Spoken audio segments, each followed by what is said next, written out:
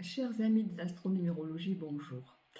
Vous êtes, je pense, nombreux à vous poser des questions sur l'avenir en 2025 et je vais tenter de vous éclairer à travers l'astrologie et la numérologie.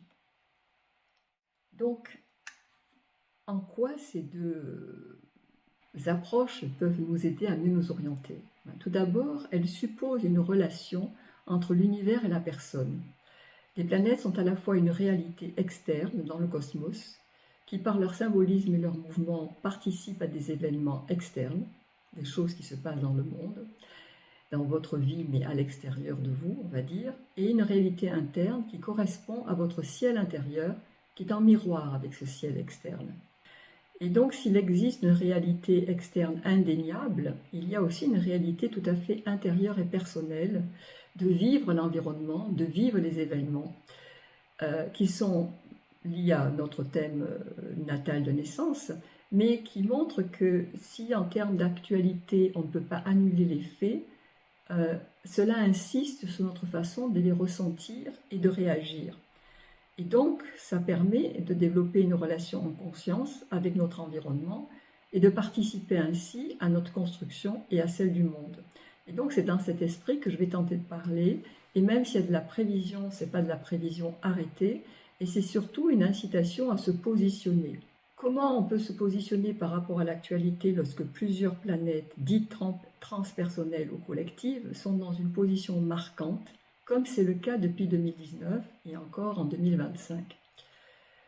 C'est un moment d'impact majeur au point de vue des événements collectifs. Et cela peut être source de peur, source d'angoisse. Donc comprendre ce qui se joue, ça peut nous aider à retrouver une force intérieure. Et je vais développer donc cette dimension de la réalité qui pourrait se manifester en 2025. Tout d'abord en voyant des domaines de notre vie à travers l'actualité, donc la famille, la santé, l'économie, la politique, etc., le climat. Et puis je tisserai des liens avec la numérologie en considérant mois par mois ce que nous pouvons tenter de faire à notre échelle d'une façon créative et libératrice. Vous avez sans doute regardé des vidéos concernant les prévisions 2025 et dans ce cas, vous savez déjà peut-être qu'après avoir séjourné pendant plusieurs années dans le signe du Capricorne, signe de terre, Pluton est entré définitivement dans le signe du Verseau et qu'il transitera donc maintenant le signe d'air pendant 20 ans.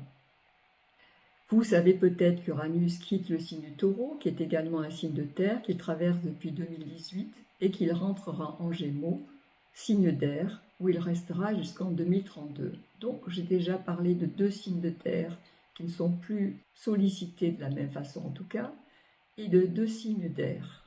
Et vous savez peut-être ou pas que Saturne entrera en Bélier, qui est un signe de feu, à partir du mois de mai 2025, où il rejoindra Neptune en Bélier en fin mars, alors qu'il occupait avant le signe des Poissons depuis 2012, comme Saturne. Donc on a quitté l'eau pour entrer dans le feu. Et que Jupiter continuera à parcourir lui aussi le signe des Gémeaux, mais le quittera en cours d'année pour entrer en Cancer. Donc, j'expliciterai bien sûr le sens de toutes ces planètes, leur sens symbolique en cours d'analyse. Mais sachez déjà que Pluton, Uranus, Neptune, Saturne concernent la collectivité et que l'accent est mis sur les éléments feu et air. Donc, c'est de l'énergie tout ça. Parce que la Terre, c'est lourd à bouger. Le feu, vous voyez un petit peu ce qui se passe quand il y a du vent et quand il y a un incendie, ça va très vite. On quitte donc en même temps que la lourdeur de la Terre, mais également on quitte sa solidité, son côté concret, à travers les transits de Pluton, qui a quitté le Capricorne. Je rappelle quand même que nos structures en tant que nature, corps, valeurs traditionnelles, institutions, territoires, ont été très bousculées depuis 2019. Et lorsque les planètes dites collectives et transpersonnelles quittent un signe astrologique et l'élément de ce signe, cela correspond à un très grand changement, surtout si elles le font en même temps, comme c'est le cas en 2025. Alors, de quel changement s'agit-il?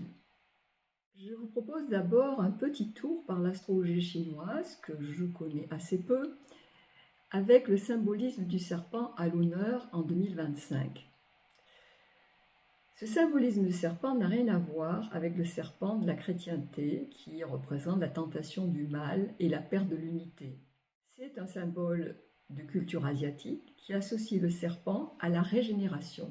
Vous savez peut-être que ce reptile, il perd non pas l'unité primordiale, mais sa peau, et il la renouvelle. Et d'ailleurs, ça lui arrive souvent. Donc, il y a une question qui se pose, est-ce que le monde est en train de changer de peau? Et est-ce que vous avez envie de changer de peau en 2025? Ou plus exactement, puisque vous le verrez, il s'agit d'une année numérologique 9 de finalisation et non pas de commencement. Est-ce que vous avez envie de laisser derrière vous une peau qui n'a plus cours? Alors on fait ça normalement toujours dans cette charnière de fin d'une année à début d'une autre, mais ça s'adresse vraiment beaucoup à nous en 2025 parce que nous entrons dans une année 9 en numérologie qui est une année donc de bilan et de clôture de choses avant de se lancer dans du nouveau en 2026, ce que je verrai plus tard. Alors, de quelle mutation s'agit-il dans le monde et dans quel domaine et aussi dans vos propres vies? Je vais commencer par la famille. Notre vision de la famille vers la famille et le couple. Notre vision de la famille et du couple, elle est de plus en plus bousculée. Nous n'en sommes plus à la légalisation du divorce, finalement adopté en France déjà en 1884, même si par rapport au début du monde, c'est récent. Ni aux familles recomposées conséquentes à cela, ni à l'assistance médicale en cas de couple hétéro ou homosexuel en désir d'enfant. Aujourd'hui, de plus en plus de femmes hétéros choisissent aussi de faire un enfant sans homme. Et des recherches sont en cours pour créer un enfant avec une matrice qui est artificielle, c'est-à-dire une mère qui n'est pas une mère de chair. Le célibat est de plus en plus fréquent, tandis que le trouble a vu le jour. S'ajoute à l'identité de genre ou l'identité sexuelle de naissance, la personne non-binaire, celle transgenre, et donc la liste, elle n'est pas exhaustive. C'est simplement je ventile pour montrer les grands changements. Et ces dernières transformations se sont accentuées de 2018 à 2024 durant la progression d'Uranus qui représente le dépassement des limites physiques et culturelles, j'en reparlerai avec le Gémeaux, en Taureau, qui représente la vision traditionnelle de ce qui a été qualifié de naturel, dont le corps. Alors, naturel, c'est la nature, mais en même temps, c'est une vision culturelle, notre vision du naturel. Ces changements vont fortement s'amplifier de 2025 à 2044 avec le transit de Pluton dans le signe du Verseau. Le Verseau ne fait pas famille avec celle d'origine dont il s'émancipe. Il fait communauté. Et il fait communauté avec le monde le plus large possible tout en insistant sur une différence individuelle. Et j'insiste sur ce paradoxe-là. C'est-à-dire que le Verseau veut changer le monde, il s'implique dans la collectivité, mais il est lui dans sa différence. Et il insiste sur cet aspect moi. Je suis différent. Et il y a un côté individualiste également dans le signe du Verseau. Il va privilégier la liberté plutôt que l'attachement, l'inconnu plutôt que le connu, l'aventure plutôt que la sécurité. Et il va chercher à atteindre un au-delà des limites. Et parmi tous ces changements de famille, couple et genre, et ceux qui nécessitent, parmi tous ces possibilités que j'ai un peu ventilées, ceux qui nécessitent une assistance médicale seront les plus concernés dans les années à venir parce que leur futur dépend beaucoup des avancées de la science, qui, avec Pluton en Verseau, va faire des bonds, notamment dans les domaines considérés comme institutionnalisés dans le passé, dont le Capricorne était garant. Et ce passé, finalement, de l'humanité en ce qui concerne, non pas la famille, mais en ce qui concerne l'enfantement, le couple, etc., le corps en tout cas, de l'homme et de la femme, il date de 2 800 000 années avec l'Homo habilis. Tandis que le premier bébé éprouvette, lui, date seulement de 1982. Nous allons donc vers une forme de mutation des caractéristiques du premier spécimen humain, doit émerger l'Homo sapiens, dont nous faisons partie. ce qui nous conduit au-delà du genre vers un au-delà de notre typologie humaine. Alors tout ça n'est pas bien sûr pour 2025, mais on avance vers une plage de position planétaire qui va durer. Et cette année 2025 est très importante parce qu'elle finalise tout un pan de 9 ans pour mener à une décision qui va prendre un tournant, donc ça va orienter la direction de 2026 qui, elle, va rester. Donc on est vraiment dans cette charnière passé-futur. Je vais parler donc, puisque j'ai déjà parlé de cette typologie humaine, je vais parler d'un autre élément extrêmement important. Ce n'est pas un scoop, c'est l'intelligence artificielle. Si l'être humain a un corps et un cœur, avec Pluton, il a clairement un cerveau. Car Verseau est un signe d'invention. Et Uranus en Gémeaux, c'est un signe de compréhension, de communication, où la parole, l'intelligence, la compréhension des choses est extrêmement importante. Donc l'intelligence artificielle va faire des bons en ce qui concerne le savoir, la transmission, le langage écrit autant que parlé et autres formes, en insistant sur la dimension virtuelle au détriment de celle présentielle, parce que c'est un signe d'air. Et le signe du Verseau, qui est l'air de l'espace, dématérialise encore plus. C'est presque l'éther. En astrologie que nous connaissons, et dans notre culture, nous avons 4 éléments, mais dans d'autres cultures, il y a 5 éléments, on ajoute l'éther. Et le Verseau est proche de cet éther. Nous expérimentons déjà cela avec des réseaux sociaux, et les multiples applications numériques pour des services qui auparavant étaient physiques, qui vont disparaissant. La science-fiction imaginaire d'hier s'introduit dans notre quotidien comme une donnée incontournable, et on aura le paradoxe de vivre avec quelque chose qui est à la fois fictif et réel. Donc virtuel, je dirais, peut-être que fictif n'est pas le bon terme, et réel. Alors on a identité avatar, on a homme et robot, mais le plus troublant sera précisément cette coexistence de 2 mondes parallèles d'apparence identique, dont l'un est réel et l'autre fictif, et qui sont mis sur le même plan. Il sera donc très difficile de les différencier, car les Gémeaux, où se trouvera Uranus, qui est donc cette planète de révolution, en même temps que Pluton en Verseau, qui est le signe de la révolution, sont un signe double. Donc là, je parle des Gémeaux.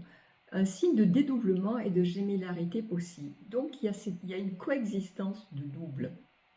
Nous aurons donc aussi, durant les prochaines années, un humain en chair et en os, qui peut se modifier dans son genre, mais aussi un non-humanoïde, un non-humain ou un humanoïde fictif et virtuel, auquel va s'ajouter l'importance des puces électroniques, etc. Vous êtes bien au courant, et on parle déjà d'implants chez l'homme.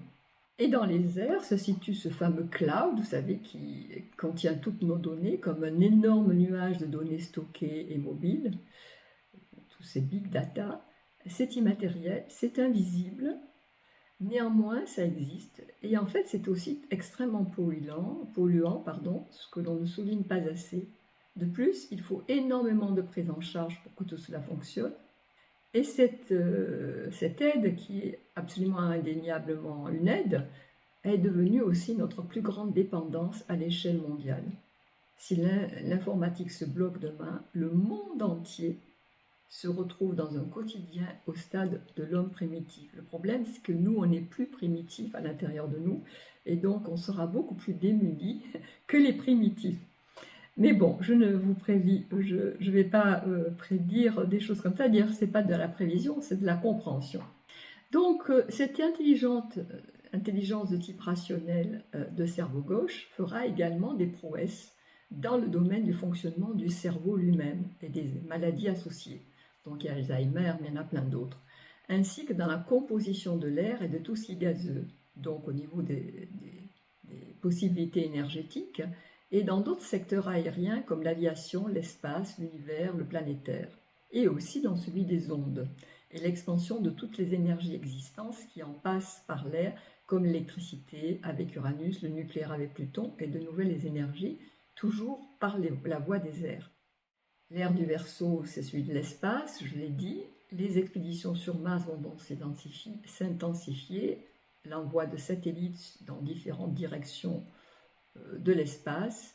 On en prévoit également vers Vénus et il y aura d'autres investigations spatiales parce qu'il va y avoir vraiment une très forte exploration d'un monde qui est le monde de l'espace.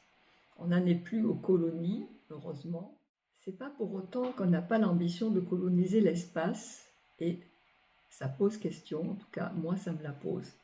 Parallèlement à cela, il y a un autre type d'intelligence qui va se développer et qui m'est cher et qui est déjà actuellement mise en valeur par les neurosciences, qui est une autre approche de la science, qui est une approche quantique et qui n'est pas contraire au pouvoir du cerveau droit, qui est intuitif, qui est clairvoyant, qui est télépathe, qui n'a pas besoin de GPS pour s'orienter, de G5 pour communiquer immédiatement à distance, d'avion pour se téléporter, et qui adopte la seule pensée comme outil pour créer la réalité. Ça existe. Ça existe plus qu'avant, mais c'est quand même limité parce que nous utilisons vraiment pas du tout la totalité de nos capacités. C'est-à-dire nous l'utilisons beaucoup, mais nous avons focalisé un angle de vue. L'angle de vue du cerveau gauche, qui est un angle rationnel.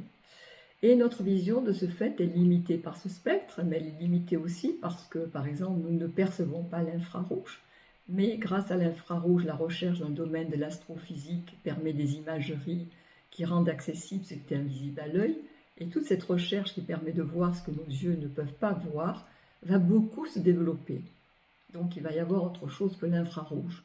Je rappelle que Pluton, qui est donc dans le signe du Verseau, signe de l'espace, de l'air, l'air c'est quand même ce qui rend visible, c'est l'organe qui permet de voir. Pluton, c'est le dieu du monde souterrain. Il n'est pas dans les airs, il n'est même pas sur Terre, il est sous Terre. Donc, quand il arrive dans les airs, il change vraiment de territoire et de vision. Mais nous ne le voyons pas, nous le sentons, mais nous ne le voyons pas, parce que quand Pluton va sur Terre dans la mythologie, c'est le nom romain, mais la mythologie à l'origine, elle est grecque, s'appelle Hadès chez les Grecs, quand il va sur la Terre, il porte un casque qui le rend invisible. Et maintenant, c'est dans les airs qu'il séjourne, invisible, avec l'air des idéaux et des grandes utopies, l'air que nous respirons et qui nous réunit au-delà des frontières. Pluton est là, nous le respirons, nous ne le voyons pas, mais il est là.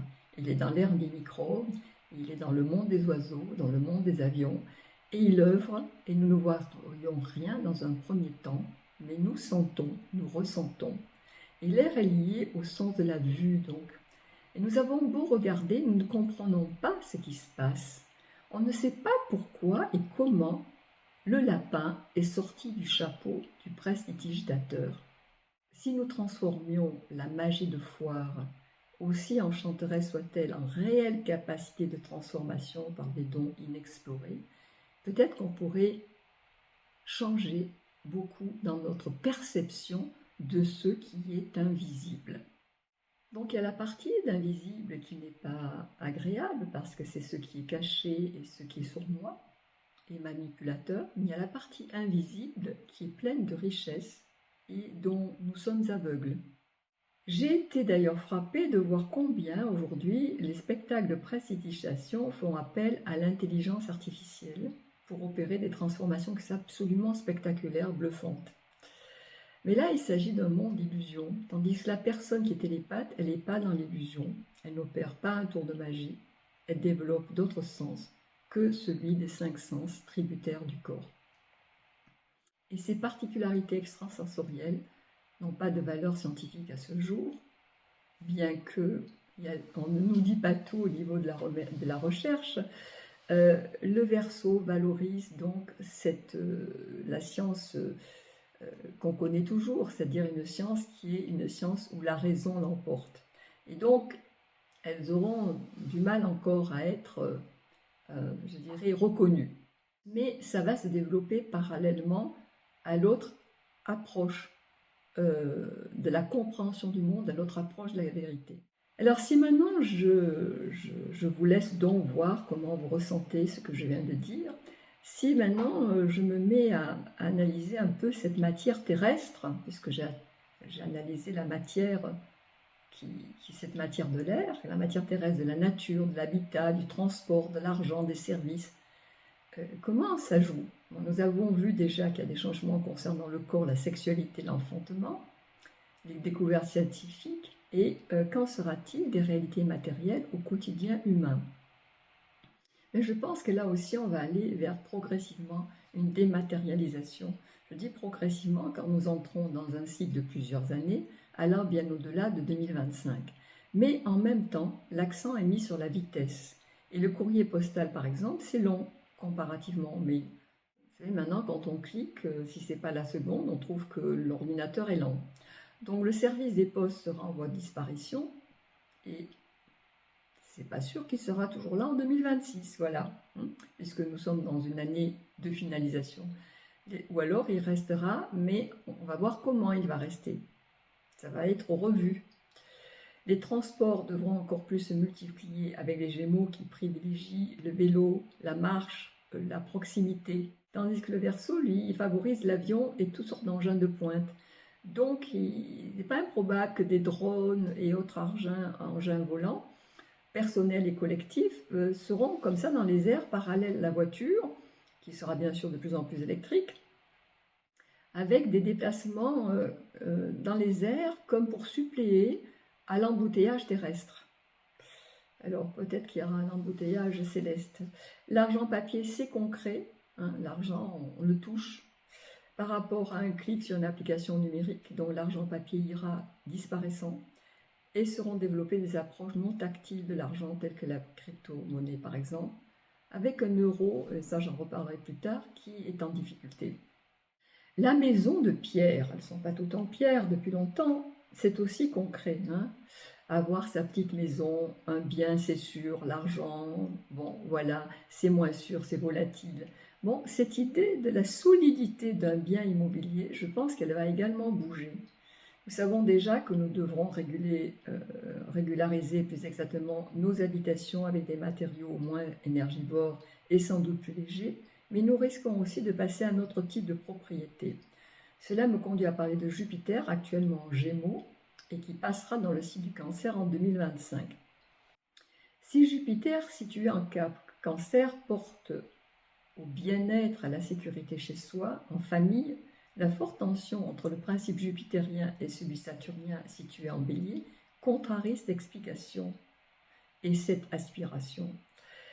Et vous pouvez voir dans la carte un trait rouge assez épais qui met en tension Jupiter dans le signe du Cancer et Saturne dans le signe du Bélier. Donc des lois pourraient entrevoir de changer l'accès à la propriété immobilière, la rendant plus virtuelle et remettre en question la succession bien parent-enfant. On en parle déjà, mais je pense que ça va se profiler.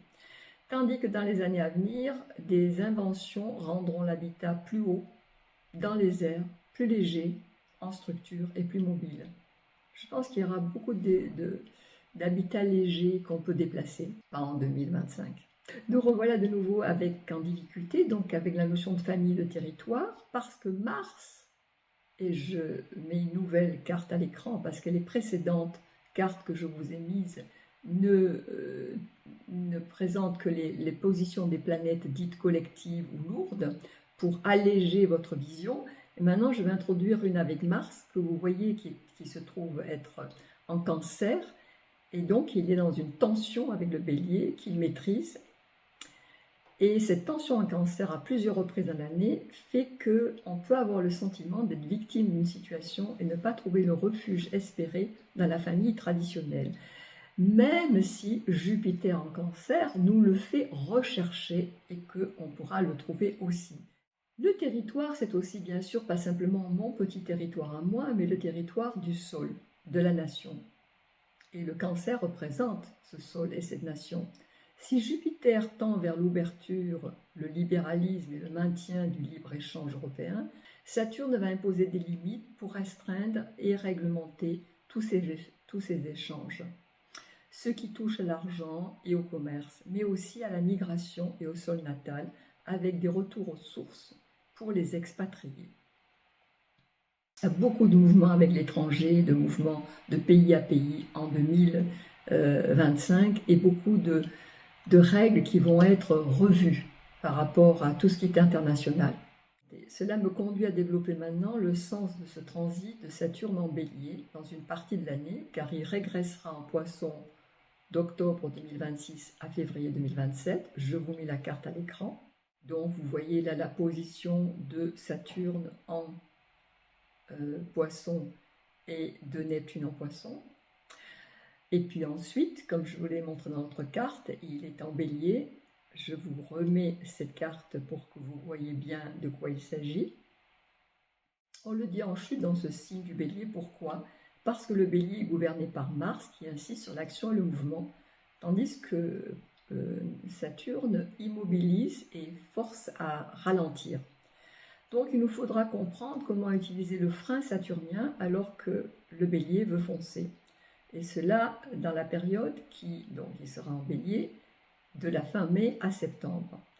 Alors je vais imaginer mon propos d'une façon très simplifiée. Imaginez que je veux enlever un clou, j'ai pas de pince, j'ai un marteau. C'est inadapté parce que le marteau c'est fait pour enfoncer le clou, c'est pas pour l'enlever. Néanmoins, je peux quand même donner un petit coup à droite, à gauche sur la tête de mon clou pour le déstabiliser et finalement l'ôter avec la main en tirant. Et c'est certes plus long et maladroit, mais ça fonctionne néanmoins. Donc ça veut dire que, qu'est-ce que j'ai fait là? Je me suis adaptée à une situation. Et je ne suis pas restée, j'ai dû devenir créative. Et je ne suis pas restée frustrée et mise en échec. Mais durant cette période de 4 mois, il ne s'agira pas simplement de bouger un clou, alors que plusieurs guerres sont à nos portes. Donc on est dans quelque chose qui n'est pas simple. Et Saturne en Bélier, ça représente l'arme, parce que Mars est maître du Bélier. Mars c'est le métal, c'est l'action contre, l'action pas toujours contre, mais ça peut être l'action agressive. Avec le Saturne, c'est une arme dure, systématique, déterminée, ambitieuse. C'est la part d'ombre de Saturne, qui a aussi sa part de lumière, bien sûr. Mais il faudra la gagner. La gagner dans prendre le temps de la sagesse. Bon. On pourra donc s'attendre à un durcissement des forces si on ne prend pas ce temps de la sagesse. Autant entre pays en guerre qu'à l'intérieur d'un même territoire. Parce que Saturne va rétablir l'ordre, mais c'est quoi cet ordre? C'est un ordre imposé ou c'est un ordre de la sagesse? En astrologie, on dit que Saturne est le maître du Capricorne, mais qui est également, il est très puissant en Balance. Vous savez, la Balance, c'est le signe des artistes, parce qu'avant, les artistes tentaient d'établir un équilibre de ce qui est considéré comme l'équilibre du beau. Aujourd'hui, l'art a changé, j'en toucherai un mot plus tard. Et dans la justice, il y a beaucoup de gens marqués par la Balance, autant dans l'art que dans la justice. Pourquoi? Parce que la justice, ce symbole des 2 plateaux de Balance, c'est un très vieux symbole qu'on trouve déjà dans la mythologie égyptienne, avec la déesse Thoth, qui pèse l'âme des morts. Et elle les pèse avec une plume, et il faut que ça tombe bien pour qu'ils aillent au bon endroit. Et quand un juge pose le verdict, il ne faut pas qu'il se trompe. Donc il y a beaucoup d'évaluations avant. On doit bien examiner tous les faits afin de faire ce qu'on dit une décision en son âme et conscience. Donc ce Saturne, il pose la question de qu'est-ce qu'on va faire avec ces guerres. Et donc la sagesse, ça demande du temps de se construire. Heureusement, Saturne, il est patient. Et si la lumière de Saturne, c'est la sagesse doit être conquise. la première chose qui sort, c'est pas tellement la sagesse, c'est la frustration, la peur, la colère, la dureté. Et quand il quittera ce Saturne, les poissons en même temps que Neptune, eh bien ça va se durcir, donc on arrive vers le mois de mai. Neptune était en poisson depuis 2012 et il était donc en faveur de tout ce qui est compatissant. Quand il rentre en bélier, ben, il n'est pas bien du tout, il n'est pas mieux que Saturne. Et ces deux forces qui vont se retrouver sur le même degré. Et je vous mets la carte de nouveau où vous voyez Neptune et Saturne qui sont sur le même degré dans le signe du bélier.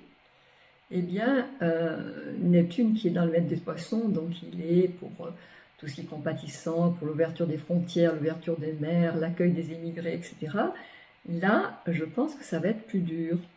Parce que Saturne, je me permets de personnaliser les planètes, qui sont plutôt des symboles d'archétypes, de forces qui nous habitent. Il a peur, et quand on a peur, eh bien, on agresse souvent. Et je rappelle que ce Saturne dans la mythologie grecque, qui s'appelait Chronos, il mangeait ses enfants. Pourquoi? De peur d'être un jour détrôné par l'un d'eux. Donc, on a la question du pouvoir par rapport à un territoire.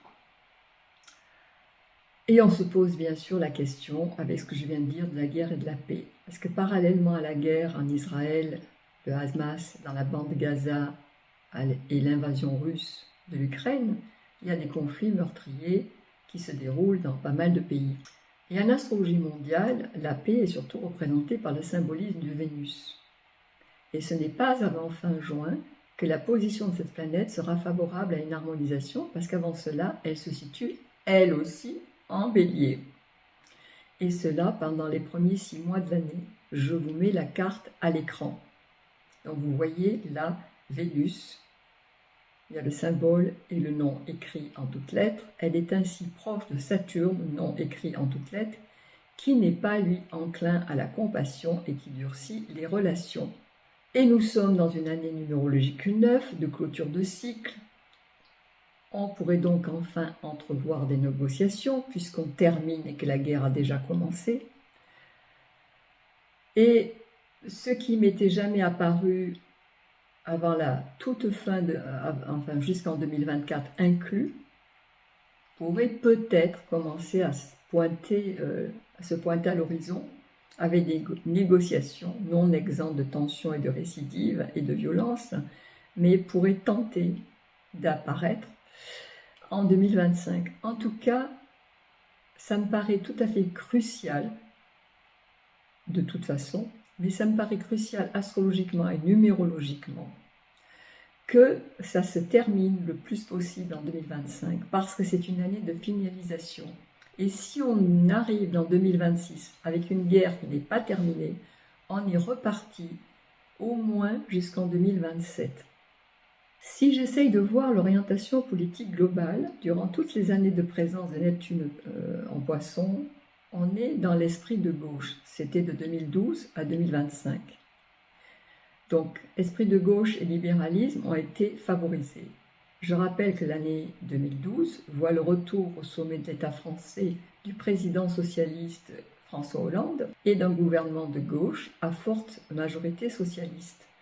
À partir de 2025, avec l'entrée de Neptune en Bélier, le vent va virer vers la droite et les extrêmes. La voie des zoos sur le plan commercial est sujette à de nouvelles lois, peut-être concernant le fameux espace Schengen. Et les autres voies aussi, bien entendu. De plus, Pluton ne fait pas l'expansion ni la promotion des valeurs du signe qu'il transite, à savoir actuellement le Verseau, je le rappelle. Il oblige ce signe à se redéfinir, à mourir à une forme devenant caduque pour renaître autrement, donc à se métamorphoser. Alors c'est très joli le mot de métamorphose, on pense à la chenille qui devient un papillon, qui n'a pas envie de ne plus être une chenille et de devenir un papillon. Mais quand il s'agit de notre vie, la métamorphose, c'est quand même quelque chose qui est pas évident du tout à vivre, parce qu'on sait qu'on n'est plus ce qu'on est, mais on ne sait pas du tout ce qu'on va devenir. Et donc, le Verseau va être fortement bousculé par cette présence de Pluton dans le Verseau, donc. Et il va devoir se réinventer et dépasser son ombre. Oui, parce que figurez-vous que le Verseau a aussi son ombre. Alors pourquoi je précise ça? Ça peut vous étonner, mais c'est parce que j'entends des propos absolument dithyrambiques sur ce signe, qui est absolument merveilleux. Mais figurez-vous qu'il est merveilleux comme les 12 signes, les 12 signes dont il fait partie. Tous les signes sont merveilleux, et tous les signes ont leur part de lumière, et tous les signes ont leur part d'ombre. Donc, ils deviennent merveilleux à condition d'être vécus en conscience. Et avant d'atteindre ces mots-clés liberté, égalité, fraternité, il en passe par la rébellion, laquelle peut s'accompagner de guerre civile, de violence. Donc vous pouvez retrouver dans mes vidéos précédentes l'étude de ces similitudes entre les positions planétaires actuelles et celles présentes lors de la Révolution française sur mon site. Et aussi, dans plusieurs vidéos, je développe fortement le mythe de Prométhée qui est très lié au Verseau. Je ne vais pas refaire ça, sinon la vidéo va durer 2 heures. Et je disais tout à l'heure que Pluton est invisible, et puis là j'ai parlé de la métamorphose, et j'ai parlé de la prestidigitation. J'en ai vu dernièrement et ça m'a tout à fait fascinée. Je vois une femme âgée, tout à coup c'est une jeune femme, et tout à coup c'est la même femme et c'est une petite fille. Et c'est comme ça devant vos yeux, absolument incroyable, on se demande comment ça arrive. Alors, évidemment, il y a un truc qui est clairement lié à l'intelligence artificielle, mais ce qui m'a frappé, c'est que c'est de la métamorphose. Vous voyez une femme qui est incroyablement grosse, qui d'un coup devient une pin-up, hein, un joli mannequin, voilà. Ou un homme qui devient un animal. Tout ça, c'est de la métamorphose. C'est pas possible dans la réalité. Ça m'a frappé que dans ce qu'on donne à voir dans le monde, et donc ce qui existe déjà au niveau des médias publics, eh bien c'est cette histoire de métamorphose, c'est-à-dire qu'on est bluffé, on ne sait pas comment ça arrive, on ne voit pas comment ça se fait. On voit seulement, c'était pas là et c'est là. Hein, mais on a loupé un truc. Et ce truc qu'on a loupé, c'est comment se fait la métamorphose. Et cette image-là, qui m'a beaucoup parlé par rapport à Pluton en Verseau. Je vous laisse réfléchir à cela et voir comment ça vous parle. Sur le plan des pays proches de l'Europe, proches de l'Europe, la Belgique, ce pays ressent bien l'aspect bilan en 2025. Je vous mets la carte de la Constitution à l'écran, suite à quoi un premier changement important se manifestera en 2026 et elle sera touchée dans ce qu'elle représente sur le plan international, forcément parce qu'elle est quand même très liée à la communauté européenne et que l'Europe va changer. Mais les grandes manifestations de mutation pour la Belgique seront pour un peu plus tard, pas tant plus tard que ça, mais enfin c'est pas 2025, même s'il y a déjà des événements. En France, le président Macron vivra des moments, je pense, très critiques vers juillet 2025. Et l'Europe, elle sera bousculée vers la même période. Je vais maintenant parler de l'espace Schengen auquel j'ai déjà fait allusion, qui comprend dans les territoires des 29 États européens. Et le traité d'Amsterdam, qui a été très important par rapport à cet espace Schengen, est signé le 2 octobre 1997 ou 97 et est entré en vigueur le 1er mai 1999 ou 1999. Entre parenthèses, 1999 était une année 1, où il y avait 3 fois un 9 et 1, et numérologiquement, c'est une année de démarrage, puisque c'est une année 1, et la somme contient 3 fois le 9, qui est un nombre lié à l'international, et si on fait le sous-nombre 1 plus 9 plus 9 plus 9, ça va nous faire 28, et si je réduis et 28, on a le 2 et le 8 c'est le pouvoir, le 2 c'est l'alliance. Le 8, c'est les finances, donc alliance, pouvoir et finances. Donc, s'il démarre en 1999 ou en 1999, année 1, il a été signé en 1997, ce rapport de Schengen, cet accord de Schengen, qui était une année 8. nombre de finances et de pouvoir partager par solidarité dans l'esprit d'une famille européenne. Pourquoi? 1 plus 9 plus 9 plus 7 égale 26. 2, c'est l'alliance. 6, c'est la famille. Et le désir d'harmoniser les choses pour avoir plus de force. Ensemble, on est plus fort. La numérologie pour les nuls, mais c'est très éclairant. Où en sommes-nous aujourd'hui de cette famille, tandis que les plaintes montent quant à la suprématie européenne et que le discours actuel va surtout vers la souveraineté nationale? Cet accord a donc été signé voici 28 ans, ce qui nous rapproche du retour exact de Saturne, sa position natale, tous les 29 ans. Alors je vous mets à l'écran cette carte de l'espace Schengen.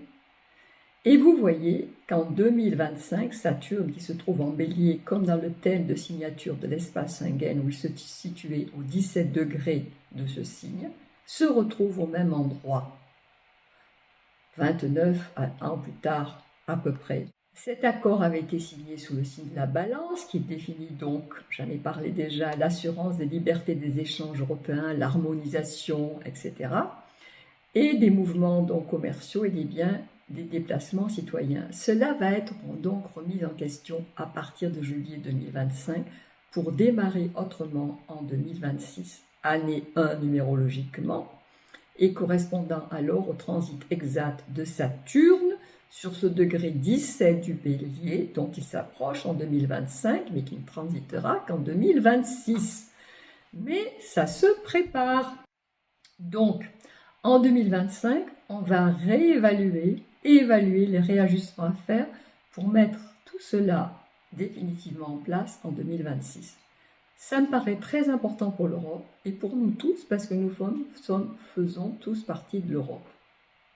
Alors l'économie dans tout ça, plutôt florissante en 2025 parce qu'il y a l'air, donc ça circule, il y a Jupiter en Gémeaux en grande partie, en Cancer où c'est aussi assez valable, et Mercure qui est le maître des Gémeaux, représenté dans la mythologie grecque, l'argent et le commerce, mais c'était également ce dieu vif argent, le défendeur des voleurs. Il fait alliance, ces Gémeaux, avec Uranus qui rentre en Gémeaux, donc les Gémeaux qui préfèrent nettement le libre-échange à l'embargo. Mais il y a ce bélier, ce Saturne en bélier qui fait blocage, bien qu'il soit en très bon rapport avec les Gémeaux, donc il y a quand même des ouvertures, et que Pluton est en Verseau, c'est encore des ouvertures, parce qu'entre le feu et l'air, il y a une bonne circulation énergétique. Donc il y a questionnement, mais on pourrait arriver à force d'évaluer les choses, à des réévaluations qui donnent quand même des réformes valables et qui vont se jouer entre libéralisme et repli identitaire et national. Donc comment on va remodeler ça? Parce que les Gémeaux, il aime quand même beaucoup le local. Hein. Le Gémeaux, il aime le quotidien, le local. Et l'euro, dans tout ça, eh bien, il va bouger. Je ne pense pas qu'il va disparaître, mais il va se négocier. On va voir comment le négocier autrement. Le sortir, le rentrer, etc. Je passe maintenant avec la santé, à laquelle j'ai déjà fait allusion quand j'ai parlé du cerveau, et aux solutions concernant donc bien sûr toutes les maladies dégénératives du cerveau, dont le système nerveux, dont les yeux, la vision, parce que j'ai parlé de l'air et puis le nerf optique, c'est quand même dans le cerveau que la vision s'opère aussi en partie. Hein. Dans le fond de l'œil, on doit aussi regarder le cerveau. Le domaine respiratoire, puisqu'on parle d'air, qu'est-ce qui se passe dans l'air que nous respirons avec les infections, les allergènes transportés par l'air? On se pose la question aussi avec la santé des hôpitaux publics et des cliniques privées et des soins gratuits ou payants, des consultations en présentiel ou distanciel. Les signes d'air étant à l'honneur, ça ne favorise pas le sens du toucher. Ça insiste sur la vue, voire l'odorat et le son. Le son se transporte via les airs et ne nécessite pas de contact.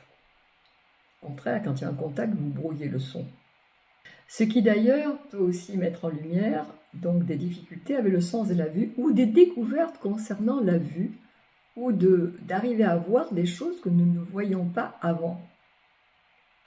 Et donc, on va développer aussi de nouvelles imageries médicales, il y en a déjà beaucoup, mais pour voir des choses qu'on ne voyait pas à l'œil nu. Ça va vraiment être très important. Dans notre corps, ce qui est en contact avec l'air, eh bien, c'est la peau. Et je rappelle que le serpent chinois change de peau. J'en déduis qu'il pourrait y avoir de nouvelles maladies concernant la peau en matière de guérison de l'épiderme, notamment pour les grands brûlés, pour les brûlés graves, surtout avec ces voyages de quelques planètes dans le signe du Bélier. On se demande aussi que devient l'OMS, le Big Pharma, et que feront les gouvernements par rapport à cela à l'heure du mondialisme. L'esprit Verseau est tout à la fois mondialiste, car il pense en termes de large communauté humaine, mais par ailleurs individualiste, comme je l'ai dit, car il insiste sur la liberté et la différence personnelle, et nous risquons d'avoir donc des clashs entre ces deux positions. Je vais maintenant aborder la météo. Avec Neptune en souffrance dans le signe de feu du Bélier, nous risquons des pénuries d'eau et des périodes de forte sécheresse entre avril et octobre. Et par alternance des moments particulièrement froids, avec toujours des possibles tempêtes de vent et d'eau glacée jusqu'en mars, donc cette année, dans le premier trimestre 2025. L'eau, c'est aussi les mers et les océans et toute la vie maritime actuellement très polluée, ce qui va nécessiter de nouvelles régulations écologiques, également en matière de pêche, de circulation maritime, d'accès aux mers et au transport, j'en ai un petit peu parlé, et aux voyageurs. Je vais parler maintenant de l'école et de l'enseignement. En 2025, la révolution uranienne marque le signe des Gémeaux, dont Mercure est le maître.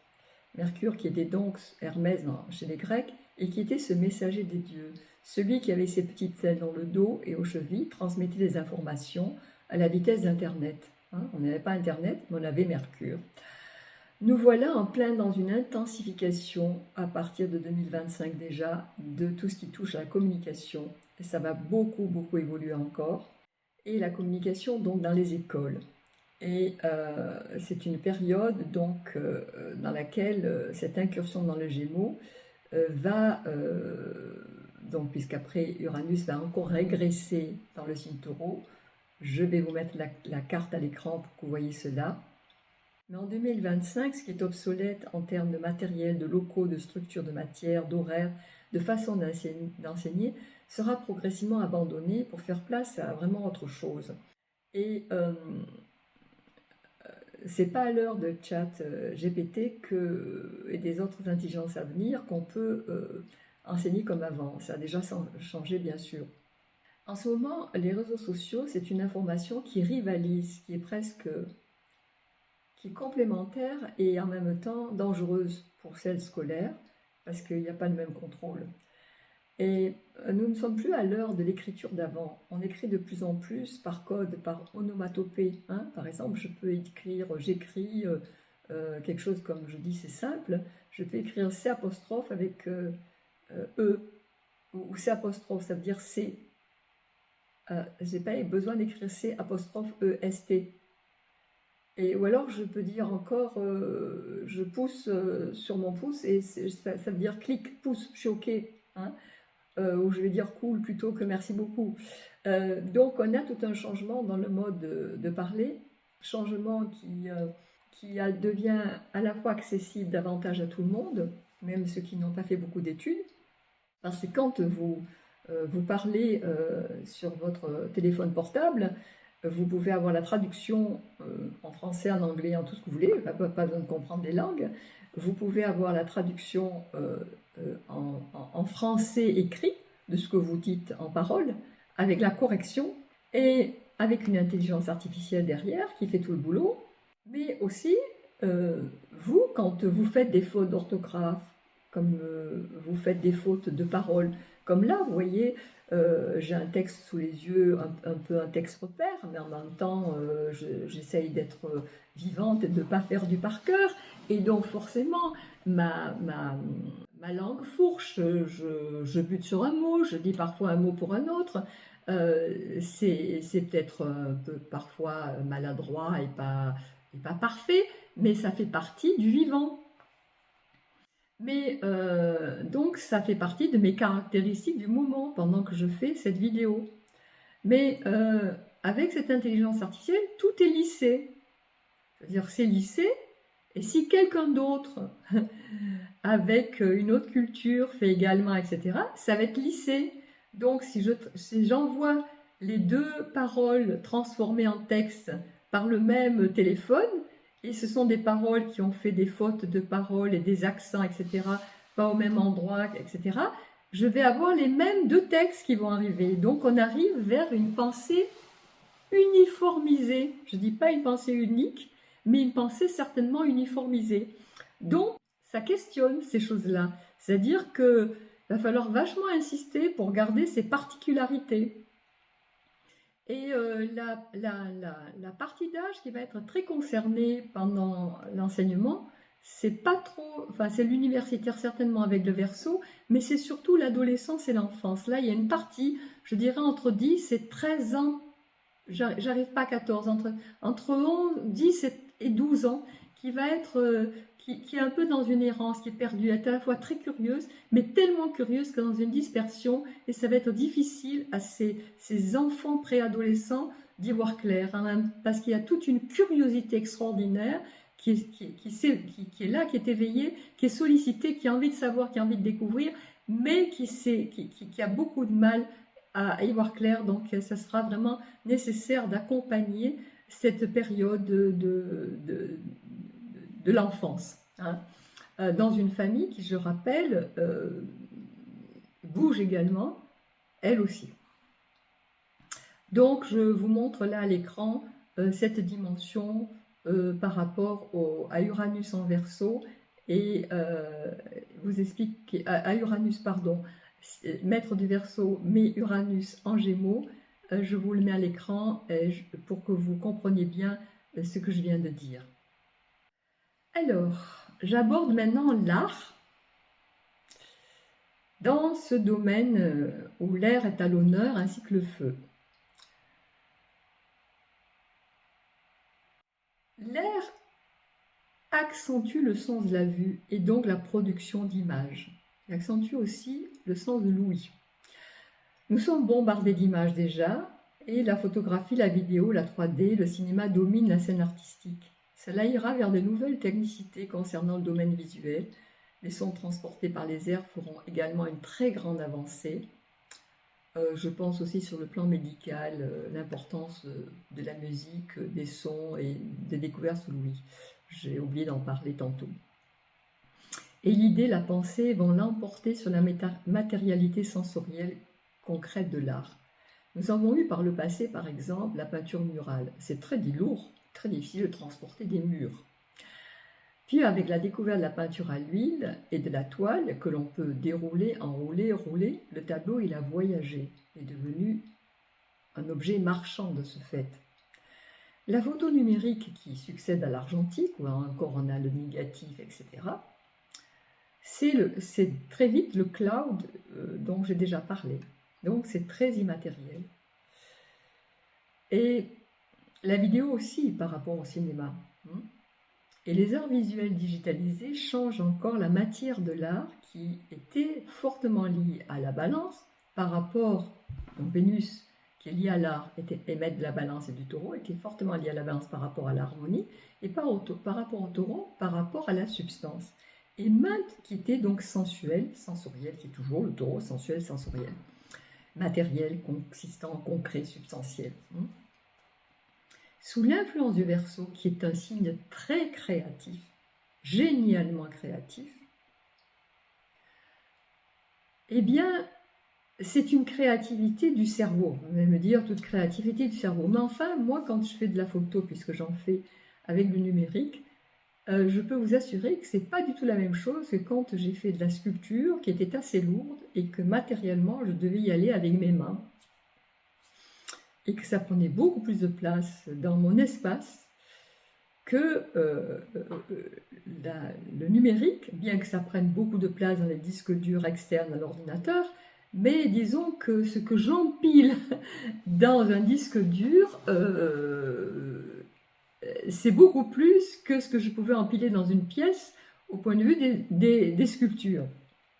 Donc, on a là une autre dimension de la créativité. Le Verseau, il est très créatif, il est ingénieux, il est inventif, il est aussi rebelle. L'art va donc être particulièrement engagé et subversif. Il manifeste au nom d'un propos. Et ce n'est pas le beau qui l'intéresse de la Balance, qui devient secondaire pour lui et dont la fonction n'a pas de valeur autre que de servir le propos. S'il faut du beau pour faire passer l'idée, on aura du beau. S'il faut du laid, il y aura du laid. Et de toute façon, pour le Verseau, c'est quoi le beau, c'est quoi le laid, puisqu'il est au-delà des limites des modèles. Il est donc au service du sens, un sens qu'il va trouver, et comme il a ses failles, le Verseau, comme tous les signes, il est très proche du non-sens aussi, de l'utopie, c'est-à-dire de quelque chose qui nous amène dans un monde complètement irréel et fictif. Mais on va avoir, je pense, beaucoup de créativité. Et cette créativité, elle est technologique. C'est-à-dire que, certes, il faut de la technique pour peindre, mais il faut beaucoup de technologie pour faire de la vidéo. Même si nous sommes de plus en plus aidés par l'intelligence artificielle, etc. Mais il y a une technologie énorme derrière, qui est plus complexe qu'un crayon et un papier. On n'est plus dans l'outil, on est dans la technologie, ce qui n'est pas pareil.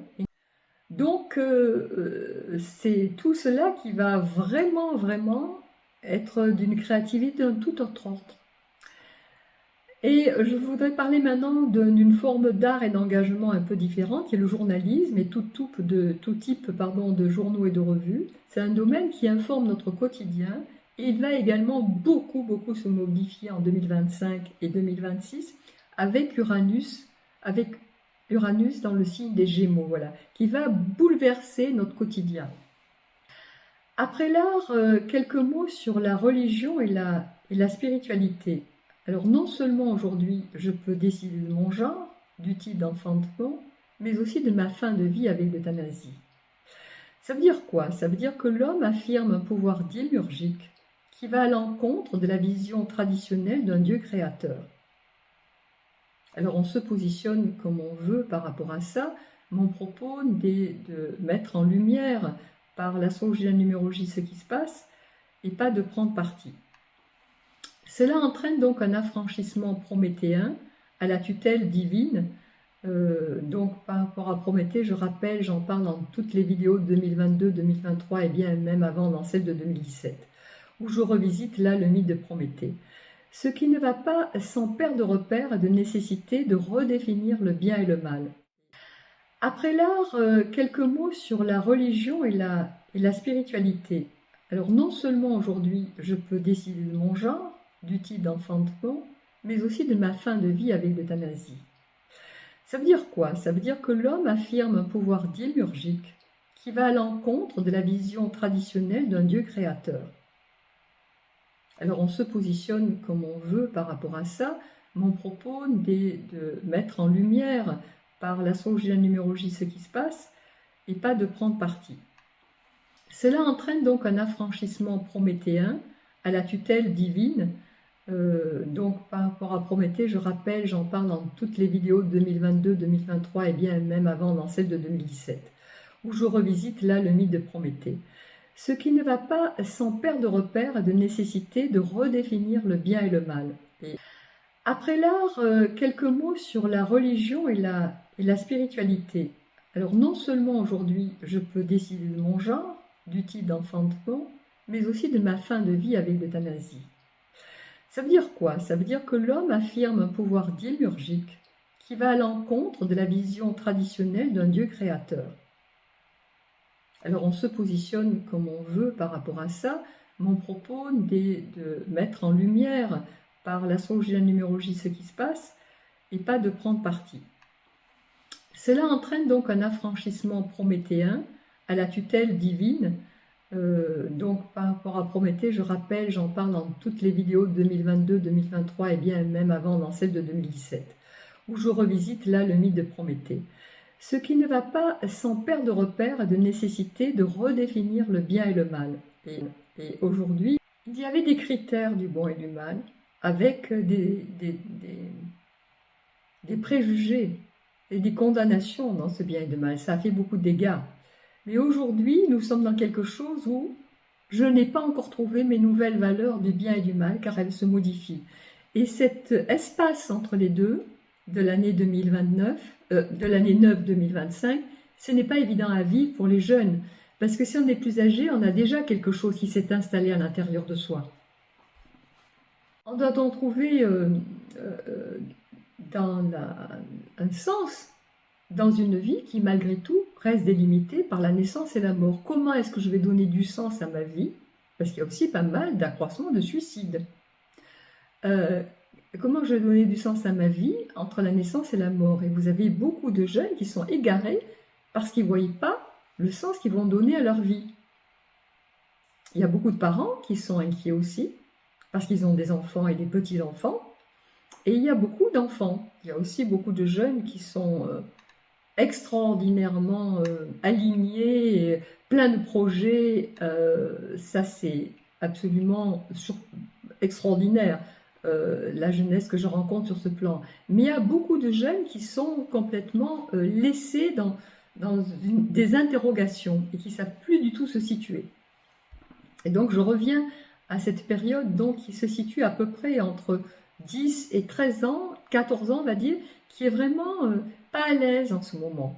Ces changements donc vont provoquer du fait qu'on a quand même besoin de trouver un sens et de transcendance, vont provoquer un appel de spiritualité autrement, d'une spiritualité qui cherche sa forme, une nouvelle expression du divin, avec un retour, c'est déjà en route, hein, à des approches dites primitives comme le chamanisme qui valorise donc la nature assez mise à mal. Donc on peut comprendre qu'on veut retourner à des traditions qui respectent l'esprit de la nature, et d'autres expressions plus récentes comme le bouddhisme, où le futur Bouddha est un homme du début à la fin, ce n'est pas un dieu, qui donc va fonder cette approche spirituelle. Et la nouvelle spiritualité qu'appelle l'homme, parce qu'il l'appelle aussi, devra faire avec, à la fois avec cette aspiration démiurgique de l'homme et son appel tout aussi vital de transcendance. Parce que la transcendance reste une aspiration humaine. Qu'elle se tourne vers Dieu ou qu'elle soit une transcendance laïque, l'homme a besoin d'un dépassement qui donne un sens à sa vie. Donc, qu'est-ce qui va se passer avec les grandes religions monothéistes existantes? Elles sont mises à mal, ça c'est clair, avec des extrémismes et des appauvrissements en même temps. L'esprit du Verseau insiste plutôt sur la laïcité, et les religions existantes se débattent avec un Saturne en Bélier qui résiste, parce qu'il est encore proche de Neptune qui lui privilégie la foi. Et donc on pourrait avoir de fortes secousses dans les religions établies.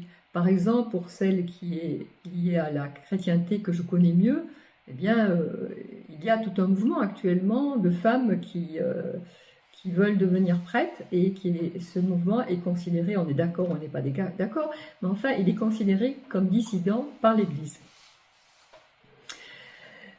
Je viens de terminer un petit peu l'analyse des différents secteurs à travers l'astrologie. Et avant de passer à la numérologie complémentaire, je voudrais insister sur un point. C'est la rétrogradation des planètes. Les planètes semblent avancer d'une façon rétrograde par moment. Donc, d'une façon générale et dominante, elles sont directes, mais à un moment donné, elles semblent donc reculer puis avancer.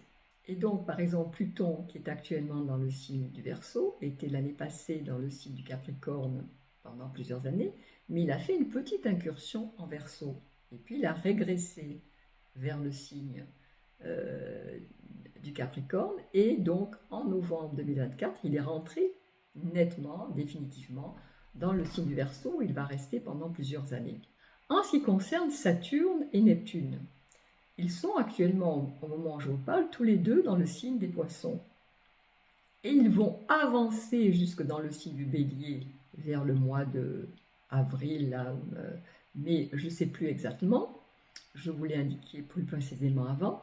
Et puis, comme il y a ce mouvement rétrograde, ils vont reculer, donc revenir en Poisson, pour en fin d'année et en 2026 se trouver alors définitivement et clairement dans le signe du Bélier. Uranus va rentrer en Gémeaux, mais il est actuellement en Taureau, et puis il va régresser dans l'année également en Taureau avant de rentrer définitivement en Gémeaux. Et Jupiter, lui, est en Gémeaux, et il va rentrer en Cancer dans le courant de l'année. Ça veut dire quoi? Ça veut dire que ces planètes, elles font un mouvement d'aller-retour d'un signe à un autre, parce qu'elles passent une frontière. Elles ne sont pas dans le milieu d'un signe. Donc elles passent une frontière, et elles passent cette frontière entre le signe d'avant et le signe d'après, dans une année numérologique 9, qui est également une frontière, parce que la vibration 9 de la numérologie, c'est la dernière vibration avant de recommencer un cycle de 9 ans en année 1 à partir de 2026, qui sera l'année 1. Donc l'année numérologique, c'est une année de bilan. Et que fait une année de bilan? Une année de bilan, elle revoit tout ce qu'on a fait, non seulement dans l'année, mais dans les 9 années précédentes. Et elle voit ce qu'elle va garder, ce qu'elle va réajuster, ce qu'elle ne va pas garder, les tâches qui font tourner, et qu'est-ce qu'elle doit transporter ou ne pas transporter pour faire un démarrage. Donc il ne s'agit pas de jeter le bébé avec l'eau du bain, mais on ne peut pas garder toute la même eau. Hein. Donc comme on est avec des planètes dont Pluton dans le signe du Verseau, on va quand même beaucoup changer l'eau et le bébé sera peut-être pas pareil. Hein. Donc on a des très grands changements qui s'annoncent. Donc on a ces réajustements qui sont très importants en 2025, j'insiste parce que c'est encore le moment de décider des changements. Les changements réels se préparent maintenant, mais ils se feront et s'acteront en 2026. Donc c'est le moment de se mobiliser dans nos vies et collectivement par rapport à nos valeurs, par rapport à donner un sens à ce changement tel qu'il est en harmonie avec nos propres valeurs. Donc maintenant, je vais vous mettre à l'écran le diagramme de l'année 2025. Vous pouvez voir qu'il y a 2 fois encore le nombre 2. J'ai beaucoup insisté depuis le début sur le fait que le 2 est une entame jusqu'à l'an 3000, sur le fait qu'il y a 2 fois le nombre 2 jusqu'à 2030, et que le 2, c'est pas le 1. Et je vais revenir dessus, vous verrez pourquoi. Donc, il y a également la présence du 0, qui certes est synonyme de l'infini, mais également du néant. Donc, pour mémoire, le 2 est un nombre pair, réceptif, yin, qui renvoie au principe féminin. Principe féminin, qu'il soit incarné par un homme ou par une femme. Il recherche l'émotion, le sentiment et le lien. Et nous assistons à une certaine affirmation et reconnaissance de la femme après des siècles de joug patriarcal. Depuis quand même les années 2000, ça s'est accentué. Mais la présence du 0 qui fait loupe indique des possibles excès du côté épuisant de cette vibration. Et je crois que le féminin est aussi épuisé de tout ce qu'il doit faire. Cela renvoie aussi à une certaine stérilité, puisque le féminin, c'est grâce au spermatozoïde, enfin, ça porte un enfant. Et on a donc, il y a cette notion de fertilité, et on a une certaine stérilité masculine, notamment au Japon, et le besoin de la femme de faire un enfant sans homme, ou autrement. Donc ça va questionner la maternité en 2025, ça veut dire quoi être mère, pourquoi, comment. Le féminin ne faut donc pas que s'affirmer, il change aussi dans sa nature, dans sa affirmation et ce qu'il veut de la vie, ce qu'il développe. Et il gagne aussi certains hommes qui souhaitent honorer leur virilité en changeant, avec des changements tels que honorer leur féminin intérieur. Le 2, c'est également le lien, lequel se modifie fortement depuis 2020 pour devenir plus virtuel. Hein, parce que 2020, ce n'est pas 2019 où il y avait le 1, que nous n'avons plus. Le lien sur le plan international, ça représente toutes les alliances, mais avec le 0, nous avons aussi des conflits. Il n'y a qu'à regarder l'actualité. et la nécessité de coopérer tout en voulant faire cavalier seul aussi, voir l'actualité. Si l'entame reste le 2 jusqu'en l'an 3000, le nombre de clôture cette année, c'est le 5. Et cela va tout à fait dans le sens de l'air, parce que le 5, c'est vif, l'air, c'est vif, le feu, c'est vif, l'air et le feu, ça fait des incendies. Et ce 5 qui clôture le 2025 est à l'honneur, donc on a curiosité, mouvement, action, liberté, plaisir, et aussi sexualité, dont j'ai déjà parlé. Donc, avec Pluton en Verseau, on aura encore des scandales. Avec Uranus en Gémeaux, on aura aussi de l'information étonnante et pas toujours plaisante. Ça peut éclater, donc il y aura encore des procès et des lois par rapport à tout ça. Si je découpe, comme je vous montre à l'écran, la totalité de 2005 en 2 sous-séquences, j'ai le 20 plus le 25, ça nous fait un 45. Apparaît le nombre 4 en nombre caché. Ce nombre recherche des résultats concrets. Cela indique donc qu'il y a une résistance entre matière, passé et désir de liberté de changement. Et si on additionne le 2, le 0, on a 2, et ensuite le 2 et le 5, on a 7. Apparaît un 7 en nombre caché, dont la vibration est cérébrale et technique, technologique, scientifique.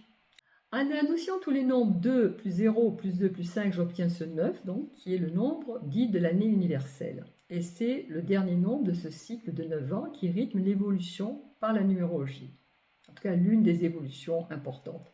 On est donc en fin de cycle, quant au changement collectif commence en 2017, puisque c'était l'année 1. Et si le 9 termine, il contient aussi toute la plénitude de tout un processus de 9 ans. Il est donc plein, il est généreux, il est riche de toutes les vibrations qu'il a expérimentées du 1 au 9, il les connaît toutes, il est ouvert sur le large, la différence, le voyage, la philosophie, la connaissance, et il sera question beaucoup d'international. Nous revenons à l'Europe, mais l'Europe, elle se trouve dans le monde, et donc l'international, c'est le monde aussi. L'autre particularité marquante de cette année est que janvier, qui est le premier mois de l'année, c'est aussi le mois 1, d'un point de vue numérologique. Nous trouvons cette correspondance seulement en année 9. Par exemple, l'année passée, qui était une année 8, le mois de janvier était un mois 9, tout en étant le premier mois de l'année. Et ça complexifiait beaucoup l'interprétation, parce que, personnellement, je tiens compte de ces deux paramètres. Janvier est donc un mois 1. On va dire, super, cette vibration indique élan et démarrage, mais non, parce que c'est contrarié. Oui, on veut aller de l'avant, mais le 1, c'est une vibration manquante dans 2025, il n'y a pas de 1, on n'est pas en 2019. Je préférerais dire 2018 parce que le 9, il n'est pas très copain avec le 1, du point de vue vibratoire. Et même si le 5 est final, ça donne du mouvement, nous sommes dans une année 9 qui est une année de bilan et de finalisation, donc on a du mal. Et ce mois de janvier, il y a des mouvements de planètes rétrogrades qui ralentissent, parce que lorsqu'elle est dans rétrograde, donc il y a sa manifestation n'est pas adéquate, il faut faire une mise au point. Donc, question pour revenir à nous. Quel acte j'ai envie de poser en janvier pour m'aider tout au long de 2025 à terminer ce qui pour moi sera du passé? Pourquoi j'hésite? Qu'est-ce que je devrais comprendre et dépasser? Cette question que je nous pose et celle que je vais nous poser dans les mois suivants doivent être nuancées pour chacun d'entre nous parce que notre année personnelle en numérologie ne correspond pas nécessairement au nombre de l'année dite universelle, donc vous n'êtes pas nécessairement en année 9. Et que ça, c'est une constatation individuelle, personnalisée, qui peut le définir. Mais cette question vis-à-vis d'un bilan est une réponse par rapport à ce qui se passe dans mon environnement. C'est-à-dire, est-ce que par rapport à mon environnement, qui tente de démarrer quelque chose en 2025, je suis en accord avec ce qui se passe dans cet environnement? Est-ce que je me sens concernée? Et comment je vais exprimer mon assentiment, mon refus? Comment ça me touche? Février, mois 2. On est obligé de tenir compte des intérêts de chaque partenaire et de négocier. Cela demande du temps et de la patience. Donc mon action va demander un temps d'incubation par une réflexion. Un accord en arrive avec l'arrivée de l'année chinoise sous le signe du serpent, donc c'est fin janvier, début février. Réflexion qui mûrit peut-être en nous depuis 2024 au mois d'octobre, avec le désir de commencer un projet qui pourrait clore un chapitre de ma vie. Comment est-ce que, dans les pourparlers du monde, par exemple, si je travaille pour un patron, si je suis à une association et qu'il y a des choses qui touchent les associations, comment est-ce que je me situe par rapport à la collectivité dans la façon dont elle se relie? Est-ce que ça me sécurise? Parce que le 2 cherche l'alliance et la sécurité, ou au contraire, est-ce que ça m'inquiète? Est-ce qu'il y a là quelque chose dont je vais faire que je vais me sentir en opposition, ou au contraire en solidarité? Donc je vous laisse voir dans ça dans vos vies. Mois de mars, qui est un mois 3.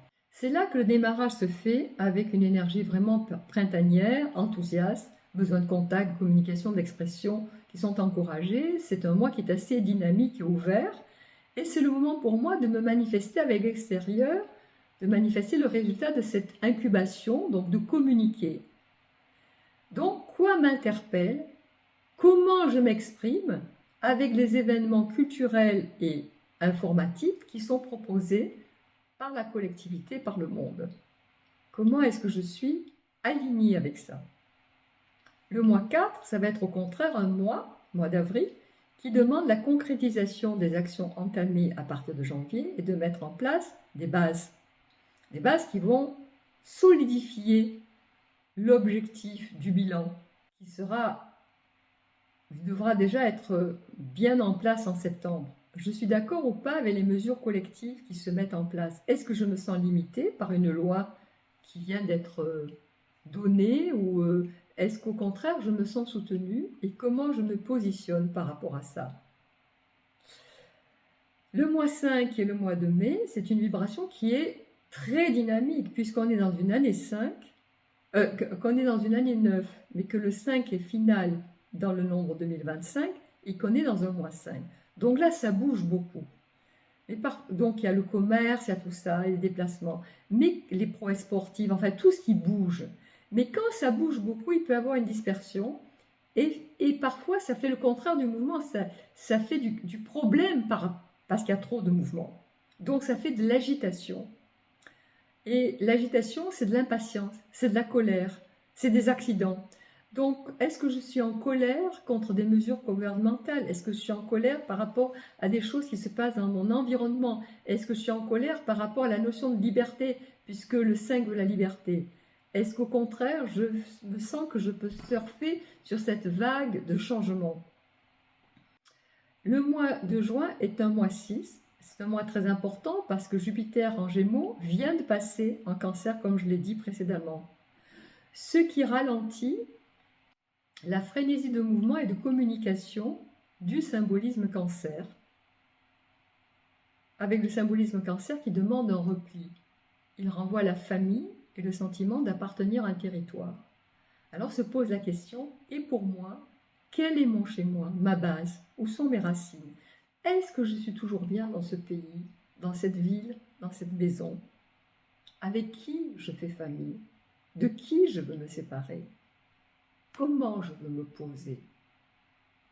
Et comment je me situe par rapport à mon passé? Parce que le Cancer, au Jupiter, aime beaucoup le passé, aime beaucoup l'enfance. Comment je me situe par rapport aux enfants, les enfants que j'ai, ou mon enfant intérieur, car lui, on le transporte à tout âge.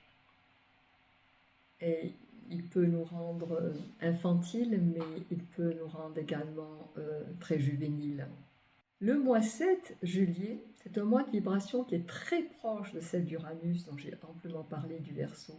Et c'est précisément là qu'Uranus entre temporairement dans le signe des Gémeaux. Comment se situer dans le monde qui, pour faire peau neuve, doit d'abord se retirer et perdre sa vieille peau? Comment est-ce que vous pouvez changer de peau? Et que faire avec l'ancienne? C'est un moment de sas qui demande du retrait, de la réflexion, de l'immobilisation, et d'un temps méditatif et de réflexion. Avant d'arriver dans août, le mois 8, qui est un mois costaud. Ça, c'est toutes les finances, c'est toutes les lois qui déjà sont prêtes à se manifester. C'est toujours l'été, mais plus pour chanter, parce que la réalité revient en force. Il s'agit d'assumer des responsabilités, de redescendre sur terre et de mettre tout en ordre. Mais comment mettre tout en ordre, respecter l'ordre tout en me respectant? Parce que ça cale dans le monde actuellement en août avec la présence des planètes devenues de nouveau rétrogrades. Est-ce que tout ça est trop lourd pour moi? Est-ce que ça cale dans ma propre vie? Qu'est-ce que je dois comprendre? Septembre, mois 9, c'est un mois pivot où toute l'énergie déployée depuis janvier concourt à un résultat. Et quel sera le vôtre? Comment aligner son expression à ce qui se joue dans notre environnement? Est-ce que ce sont les événements qui décident pour moi et mettent fin à un projet personnel? Ou bien est-ce que ce projet est en covalence avec l'univers? Ou est-ce que de toute façon il va exister? C'est une harmonisation qui va demander des allers-retours jusqu'à la fin de l'année. C'est comme si l'univers était en retard sur ses propres délais. Hein? Et on est à la fin, dans toutes ces planètes rétrogrades, on va arriver dans ce mois 9, donc en septembre, et le travail pourtant qui devrait s'achever ne peut pas s'achever, il va demander encore de la réflexion et des ajustements. Et c'est normal, puisqu'on est dans cette année 9. Avant de nous projeter dans le futur en 2026, qui est une année 1 donc. Alors et pour vous, est-ce que cette stagnation universelle vous ralentit aussi? On arrive à octobre, qui est le mois 1. On sent déjà l'énergie et le climat qui se manifestera en 2026.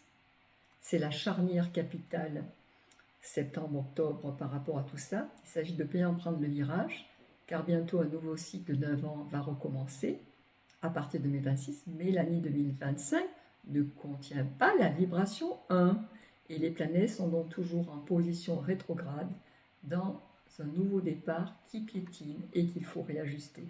C'est pourtant quand même un mois de démarrage de la vision de l'année future, et il faudra bien se positionner vis-à-vis de ce que je veux commencer en 2026, parce que cela va concerner des décisions qui associent ma vie privée à celle de la collectivité. Par exemple, prenons du concret, si je veux acheter une maison, il s'agit d'une décision privée, mais elle touche aussi à la collectivité parce qu'interviennent l'urbanisme, le notaire, le vendeur, les assurances, la banque, le pays, ses lois, etc. Si au contraire je suis en couple non marié, sans enfant, ni bien commun, et je me sépare de cette personne, c'est une décision qui touche seulement ma vie privée, sauf exception.